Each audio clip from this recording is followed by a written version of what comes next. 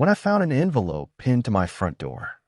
At first, I thought it was junk mail, one of those endless solicitations that always seem to appear out of nowhere. But when I saw the familiar HOA logo at the top, a knot formed in my stomach. The HOA had been a persistent nuisance, but this was different. I tore open the envelope and unfolded the letter. It was from Karen Whitaker, the HOA president, and it was addressed directly to me. My eyes scanned the words, but they didn't make sense at first. According to the letter, my barn, a structure I had built decades ago, was a violation of community guidelines. The letter didn't specify which guidelines I had violated, but it did mention that my barn didn't meet the HOA's aesthetic standards and that it had to be taken down immediately. They even included a fine of $1,000 for the supposed violation. I read through it again, disbelief turning into frustration. This barn wasn't some new construction, it was a part of the land. It had been standing for years, and no one had ever raised an issue with it. I couldn't understand what was happening. My property had always been well maintained, and I had never ignored the HOA's rules.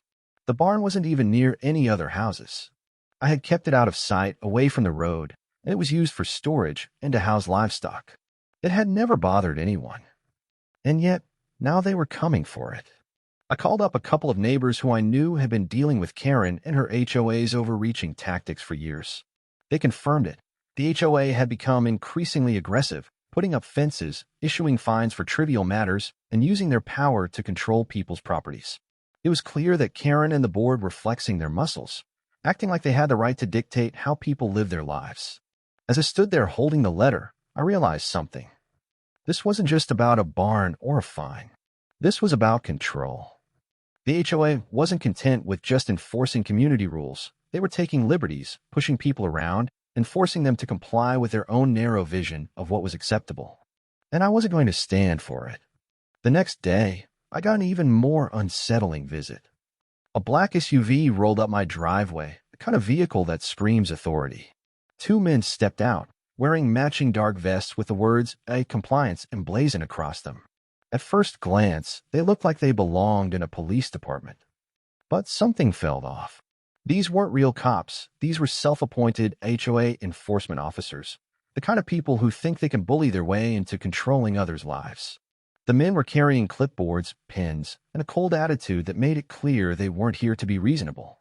One of them looked at me and said, "Mr. Callahan, we're here to inspect your property on behalf of the Greater Simmons Valley HOA." I could feel the irritation boiling inside me.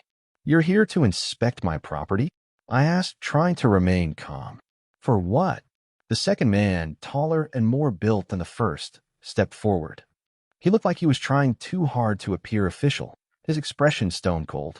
"We're here to inspect the barn for violations. You've been notified about it already. It's an eyesore, and it doesn't comply with community standards." I blinked, shocked at the audacity of these men.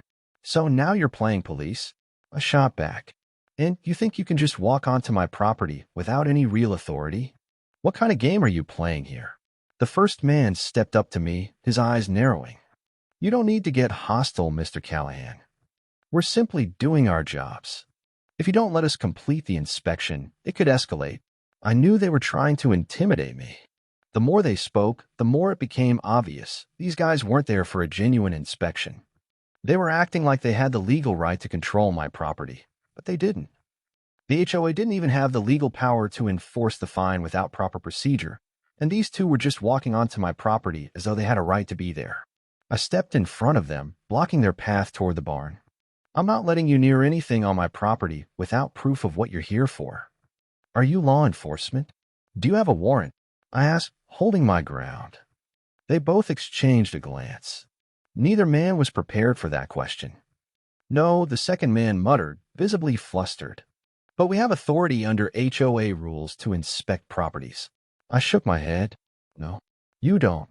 If you don't have a warrant or proper legal authorization, you're trespassing. I suggest you turn around and leave before this gets ugly." There was a long pause. Finally, the first man pulled out a phone and made a quick call, probably to Karen. I took the moment to snap a few pictures of their vehicle, the men, their fake compliance officer badges, and even the license plate. I wasn't going to let them intimidate me. When the first man hung up, he didn't seem to be any more willing to back down. "We'll be reporting this," he said, as if that would scare me. "Go ahead," I replied. "But mark my words, this isn't over. I'm not afraid of your so-called authority." They huffed and turned to leave, but not before one of them glanced back at me, muttering, "You'll regret this." I stood there, watching them drive away, feeling a surge of satisfaction mixed with the realization that this fight was only just beginning. I had the upper hand for now, but they wouldn't stop coming for my property until I took action. And that's exactly what I was going to do. I was going to take control, legally and permanently. I knew this wouldn't be the last time the HOA tried to push me around. The fake compliance officers had made their intentions clear, but I had one thing they didn't resolve. I wasn't about to let these so-called HOA cops intimidate me into submission. That night, I gathered all my notes, photos, and the paperwork I had accumulated on the situation. I wasn't just going to fight them with words. I needed evidence to back up everything I was claiming. I also called my attorney, who had dealt with HOA overreaches before, to make sure I was on solid ground. The next few days felt like a storm was brewing. The phone calls came in fast and furious. Karen called, of course, demanding to know why I hadn't complied with the request to remove the barn. I could almost hear the smile in her voice as she spoke, thinking she had the upper hand. "Mr. Callahan," she said with forced sweetness, "I hope you realize that you've brought this upon yourself. The HOA is simply trying to protect the integrity of the community. I suggest you reconsider your stance before this escalates further." I didn't let her get to me. "You're right, Karen, this is escalating because you're using fake authority to push people around. You've crossed a line, and you made a mistake if you think you can scare me into submission." She was silent for a moment, then replied coolly, "You'll see soon enough that we always get what we want. You can either play along or face the consequences. Don't say I didn't warn you." I hung up before she could say anything else. I knew what she was trying to do. She was trying to intimidate me into backing down, trying to make me feel like I was powerless against the HOA's will, but I wasn't going to fall for it. If anything, it only made me more determined to expose her and the HOA for the corrupt system they were running. The intimidation didn't stop there. A few days later, I found a second letter from the HOA in my mailbox. This one was more threatening. It included an ultimatum: remove the barn, pay the fine, or face legal action, including potential liens on my property. The letter was signed by Karen and a few other board members. I immediately called my attorney again. This wasn't just a nuisance anymore. It was a direct attack on my livelihood and my right to live freely on my own land. They were trying to force me into a corner, using legal threats and intimidation tactics to break my spirit. But I was far from broken. I decided to take immediate action. This wasn't just about fighting for my barn anymore. It was about standing up for my rights, showing Karen and her HOA cronies that they couldn't push me around any longer. I wasn't about to let Karen's empty threats scare me. The HOA had already overstepped its bounds, and I wasn't going to let them get away with it. So I decided to take the fight to them, not just in terms of standing my ground, but by arming myself with the law. I started researching everything I could about the HOA, their rules, and what legal power they actually had. The more I looked into it, the more I realized just how little legal authority they truly held. The HOA had the power to enforce minor community guidelines, things like lawn care or trash disposal, but they had no authority to dictate what I did with my own property unless it was explicitly written into the deeds. The fine they had slapped on me, it wasn't backed by any municipal law or zoning regulation. It was just an arbitrary number meant to intimidate me into submission. I called in a local real estate lawyer to review everything. He confirmed my suspicions. The HOA had no legal right to fine me for something that wasn't even a violation of any law. My barn was within the bounds of local zoning codes, and nothing they had done to me was legally enforceable. The HOA had pushed the limits of their own power, and they were hoping I wouldn't fight back. The lawyer suggested that we move forward with a legal challenge to their demands. We could file for a restraining order to remove the fence they had put up around my property, and I could pursue a lawsuit for harassment and unlawful intimidation. But before I jumped into the legal fray, I needed to take one more step to ensure that Karen and her HOA had no chance of keeping me tied up in court for years. I knew what I had to do. I couldn't just push back on the fence. They needed to understand that I wasn't going to let them dictate anything on my property anymore. I had to outsmart them, take control, and show them that I wasn't afraid of their fake authority. That's when I started looking into buying the land surrounding my ranch. After gathering all the information I needed, I realized the only way to truly regain control of my land and take back my freedom was to outmaneuver the HOA entirely. They thought they could intimidate me with fines, threats, and legal posturing, but they had underestimated me. The moment I found out that the HOA owned several small parcels of land surrounding my property, it became clear if I could buy up that land, the HOA would have no leverage left. I'd be able to control the entire area, remove their influence, and prevent them from ever trying to manipulate me again. I quickly contacted my real estate agent and made an offer on the surrounding parcels. I didn't hesitate. I was determined to take control of this situation. With my attorney's help, I was able to move quickly, and before Karen or anyone else in the HOA could react, I had secured the deals. The land was mine, and now I had the legal right to do whatever I wanted with it. I knew that owning the land wouldn't just put an end to their control over me. It would send a strong message to Karen and the other members of the HOA. I wasn't just going to fight them. I was going to win decisively. The next step was to inform Karen and the HOA that their attempts to control me had failed. I planned my approach carefully. This wasn't just a confrontation. It was a statement. It was time to show them who was really in charge.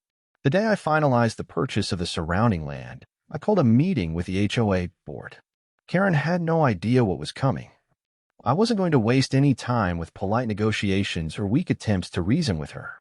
I was going to walk into that meeting and take back what was rightfully mine.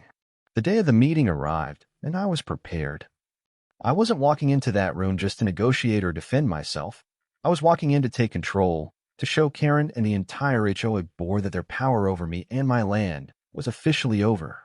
I arrived at the HOA office early, the papers in hand, the deeds to the land I had just purchased, my legal documents, and all the evidence of Karen's overreach. I wasn't just going to present my case calmly and politely. I was going to show them that I had outsmarted them and taken everything they thought they could control. The room was tense when I entered. Karen was sitting at the head of the table, her usual confident demeanor masking the underlying anxiety I could see creeping through. The other members of the HOA board, most of whom I had never met before, looked uncomfortable. They had no idea what I had done, and they were about to find out. I walked up to the table and set down the stack of papers with a deliberate, loud thud. The room went silent. "Karen," I said, meeting her gaze, "I hope you're ready to face the consequences of your actions because today, I'm not just here to talk. I'm here to show you who's really in control." Karen's eyes widened, but she quickly regained her composure. "What do you mean by that?" she asked, her voice tight. I didn't respond immediately. Instead, I placed the deeds to the land and the table in front of her and slid them across to her side of the room. "I mean that I've just purchased all the land surrounding my property, land that you and the HOA tried to manipulate and control. That includes the land you thought you could use to enforce your ridiculous regulations on me. I own it now. And with that, I've effectively nullified any power you think you have over me." The silence in the room was deafening. Karen stared at the papers, her face turning pale. She didn't speak for several seconds, as if trying to process what I was saying. She had clearly underestimated me. She thought she could control my property, my life, and my business, but I had just turned the tables on her. "You can't just take control of this land," she finally sputtered, trying to recover from the shock. "You can't just buy everything around you and expect to walk away from this. The HOA has rules, and I cut her off, my voice firm. "The HOA has no rules that apply to me anymore, Karen. Not now. Not after what I've done. Your reign of terror over this community is over. I'm here to make sure you and the HOA are held accountable for the damage you've caused." I stood up, pacing slowly around the room as I spoke. "You've manipulated and intimidated people for far too long, but that stops now. I'm not just taking back control of my property. I'm making sure this kind of behavior can never happen again. The HOA will answer for its actions, and I'm going to make sure that every resident who's been wronged by you gets the justice they deserve."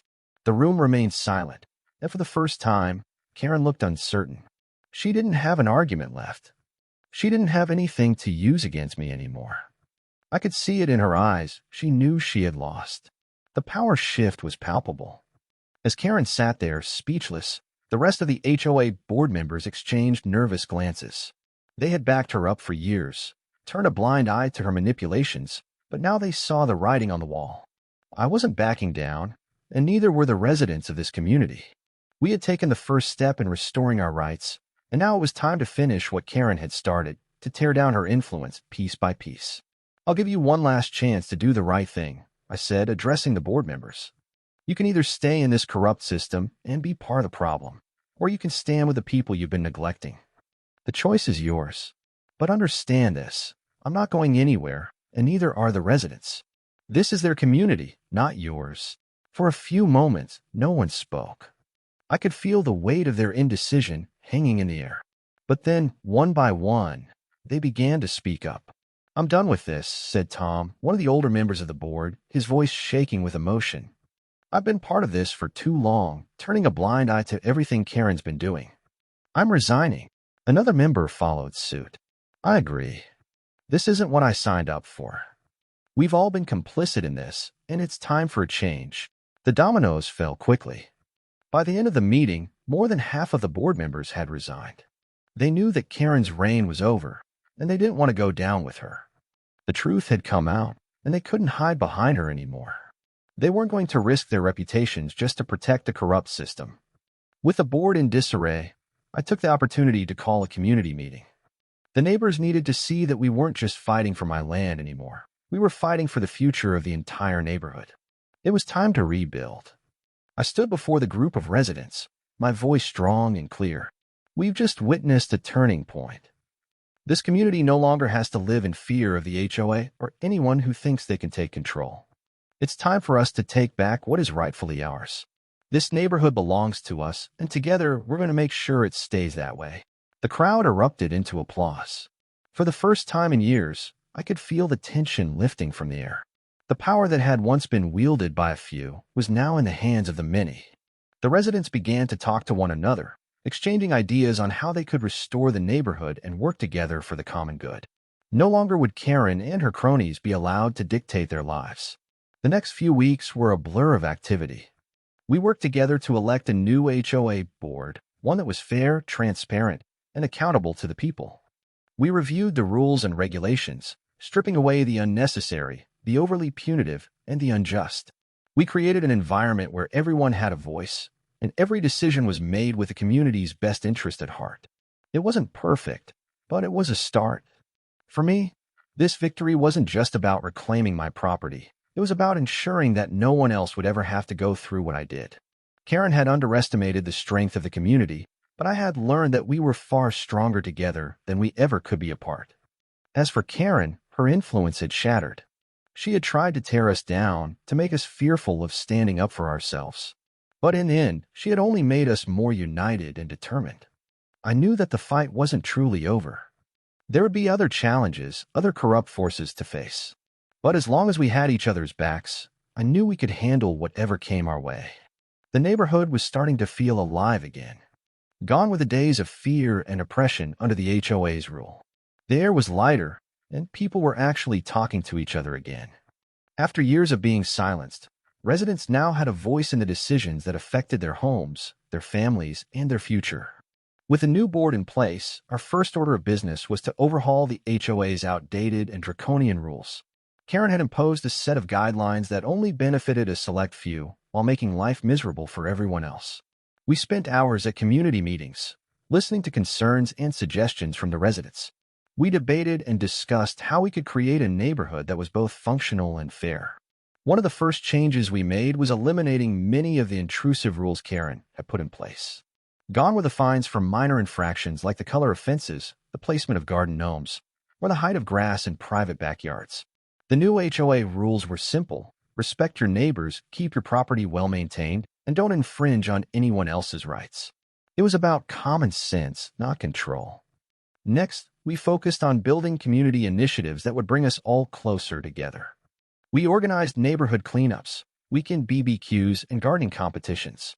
These events not only helped us beautify the neighborhood, but also gave us a chance to reconnect with one another and restore the sense of community we had lost under Karen's leadership. I saw the transformation happen before my eyes. Families who had been too afraid to speak up for years were now actively participating in every decision. The once divided neighborhood was becoming a strong, united front. People were working together to solve problems, improve each other's lives, and create a space where everyone could thrive. But it wasn't just about improving the physical community. It was about restoring trust and confidence. Karen had poisoned the relationships between neighbors, making them suspicious of each other. But now we were rebuilding that trust. I spent a lot of time getting to know my neighbors, helping out where I could, and making sure everyone felt heard. At the same time, my ranch and business were thriving. The victory over the HOA had given me the peace of mind to focus on what I loved. I expanded my operation, adding new crops and increasing my livestock. The community support helped fuel my success, and I was more determined than ever to protect my land and keep my business growing. The feeling of success was contagious. Others in the neighborhood started making improvements to their own properties. People who had once been hesitant to invest in their homes now felt empowered to do so. It was clear to everyone that the changes we had made were benefiting everyone, not just the few who had been in charge before. While Karen's reign had left its scars, the new HOA was a beacon of hope and fairness. We had come together to rebuild something better than what we had before, a place where everyone had an equal say, where corruption couldn't thrive, and where we could all live in peace. But I knew that the battle for fair and honest community leadership wasn't over. I had seen firsthand how power could corrupt, and I was committed to making sure the HOA would never again become a tool for greed and control. The fight was about more than just winning back my land. It was about ensuring that the community, my neighbors, and their families would never again be subjected to the kind of abuse Karen had put us through. With the new board in place, things had started to look up for the neighborhood, but I knew it wasn't enough to just take down Karen and move on. The HOA, for all its faults, had an important role to play in maintaining the integrity of the community. But that role had to be rooted in fairness and accountability, not control and manipulation. The first thing we did was establish clear and transparent guidelines for how the new HOA would operate. Gone were the days of vague rules that could be bent to fit personal agendas. We created a strict system where any decision, from new bylaws to fines, had to be put to a community vote. And any changes made to the neighborhood had to be discussed and agreed upon by the majority, not just a select few. No more hidden agendas. No more unilateral decisions. I also made sure to set up regular community meetings. We didn't just want people to speak up when something was wrong. We wanted them to feel empowered to be part of the process from the start. It wasn't about me or the new board members being in control. It was about creating a community where everyone had a voice, no matter how small or big the issue. One of the major changes I pushed for was the creation of a neighborhood task force that would be responsible for reviewing all complaints and disputes before any formal actions were taken. This way, we could resolve issues through dialogue and mediation rather than through fines or punitive measures. The task force was composed of residents from different backgrounds, so everyone's perspective could be heard and respected. As a result, complaints decreased dramatically. People felt like they were actually being listened to, and it wasn't just the loudest or most influential voices getting their way. We restored trust in the HOA system. But more than that, we built a strong, positive relationship with our neighbors. No longer was the HOA feared. It was seen as a useful, helpful organization that existed to make the neighborhood a better place for all. But there was still the lingering question of Karen's impact on the neighborhood. She had caused a lot of damage, and I couldn't just let her walk away unscathed. Though she was no longer in power, I couldn't forget how she had tried to bully me and so many others, using her influence to manipulate and exploit people for her own gain. I knew I had to do more to ensure that her actions didn't go unpunished. I started working with local authorities and a few of the former board members who had resigned in protest of Karen's tactics. We built a solid case against her, documenting all the illegal activities she had orchestrated while in office: money laundering, embezzling funds, and falsifying records. It was clear now that Karen had been using the HOA as her own personal tool for profit, and it was time she paid the price. With the support of the community and the local authorities, we pushed for an official investigation into Karen's activities. It took some time, but eventually she was charged with multiple counts of fraud, embezzlement, and corruption. Her property was seized, and she faced criminal charges for her role in abusing the HOA system. As the community started to heal from the wounds Karen had inflicted, I felt a sense of accomplishment. We had not only removed her from power, but had made sure that her actions would never go unchecked again. The neighborhood was now a place where people could live freely, without the constant fear of retribution from an overreaching authority. But the victory wasn't just about justice being served. It was about the future.